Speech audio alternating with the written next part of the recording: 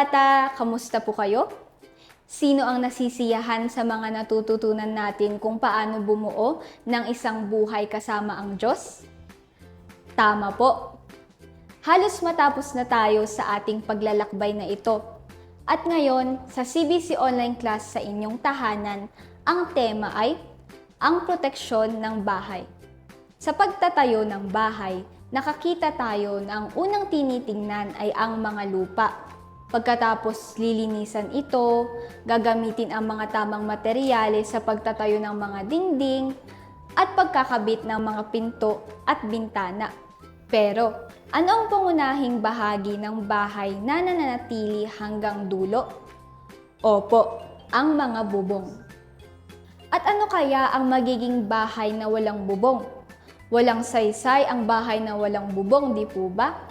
Isipin mo na lang, nasa kalagitnaan ka ng gabi at natutulog ka, tas bigla na lang umulan at nabasa ka. O kaya, paano mo matitiis ang napakainit na araw na walang anumang proteksyon o lilim sa loob ng bahay? Posible bang manirahan sa isang bahay na walang bubong? Napakahalaga ng mga bubong sa isang bahay, kaya nga wala ito sa baba, kundi pinakamataas sa lahat. At dahil ito ang pinakamataas sa lahat, maaari itong magsilbing proteksyon sa ulan, araw at mga bagay sa labas. At ang mga bata na nagtatayo ng buhay kasama ang Diyos ay alam na para magkaroon ng kanyang proteksyon, ay kailangan nilang ilagay siya sa ibabaw ng lahat at sa lahat ng pagkakataon sa kanilang buhay. Mayroong isang verse na nagsasabi patungkol dito. Suriin natin. At sinabi dito sa libro ng Kawikaan, chapter 3, verse 6. Alalahanin mo ang Panginoon sa lahat ng iyong ginagawa at ituturo niya sa iyo ang tamang landas. Sinasabi sa atin ng salita ng Diyos na ang mga bata na nagtatayo ng buhay kasama ang Diyos ay inuuna siya sa lahat ng mga bagay sa kanyang buhay at saka lamang siya mapapangalagahan at mapoprotektahan sa lahat ng kasamaan.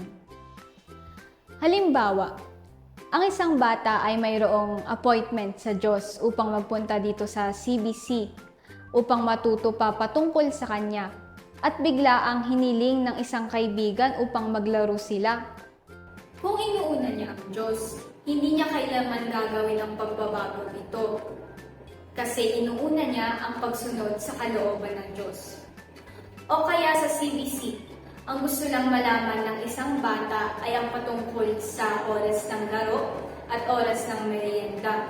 At sa pinakamahalagang oras para kausapin ang Diyos o matuto pa sa kanyang salita, sila ay natutulog o nakikipag-usap sa iba. Ngayon, huminto ka at isipin mo kung ano ang nararamdaman ng Diyos sa tuwing nakikita niya na ginagawa mo ito. Para magawa ng Diyos ang kanyang parte upang pagpalain at protektahan tayo, kailangan nating gawin ang ating parte. Ang isang bata na inuuna ang Diyos, ang una niyang ginagawa pagkagising niya ng umaga ay magpasalamat sa Diyos para sa pahinga ng gabing iyon. Simulan mo ang araw sa pamamagitan ng pag-una sa Kanya. Hilingin mo na siya ang mauna sa lahat ng gagawin mo sa buong araw. Sa mga oras ng pagkain naman, dahil kinikilala mo na siya, ang nagbibigay sa iyong magulang ng mga kondisyon upang magkaroon kayo ng pagkain, magpapasalamat ka sa Kanya. Kapag dumaan ka sa isang sitwasyon na nakakalungkot o nakakatakot, halimbawa, isang problema sa bahay tulad ng mga away o mayroong sakit sa isa sa mga mahal mo sa buhay, sa halip na mawalan ng pag-asa, mag-alala o malungkot, humingi ka ng patnubay sa Diyos at magtiwala na kaya Kanyang tulungan. Kaya, kapag inuuna natin ng Diyos at tinuturing natin siyang matalik nating kaibigan, hindi na natin kailangang mag-alala sa anumang mga bagay. Siya ay isang tulad ng bubong na nakakahigit sa lahat, na nagbabantay at nagpapalaya sa atin sa lahat ng kasamaan. Kaya ngayon, paano kung hilingin natin sa Diyos na protektahan tayo tulad ng mga bubong sa isang bahay. Kung gusto mo ang proteksyong ito, ulitin mo ang panalangin sasabihin ko. Pikit mo ang iyong mata at manalangin tayo ngayon. Sa pangalan ni Kristo Jesus, Panginoon Diyos Ama, una po sa lahat, kami ay nagpapasalamat sa ibinigay mong mensahe sa amin, Panginoon Diyos. And humihingi po kami ng tawad sa mga pagkakataon, Panginoon, na hindi ka namin inuna sa lahat ng aming ginagawa. At hinihiling namin, Panginoon Diyos, na turuan mo yung bawat isa sa amin na unahin ka sa lahat ng aming gagawin sa tamang paraan at naaayon, Panginoon Diyos, Ama, sa iyong kalooban. At hinihiling din namin na ikaw yung magprotekta sa amin. Ikaw po yung manguna, Panginoon Diyos, sa aming buhay. Lahat ng to isinusuko namin sa inyong kamay sa pangalan ni Jesus. Amen.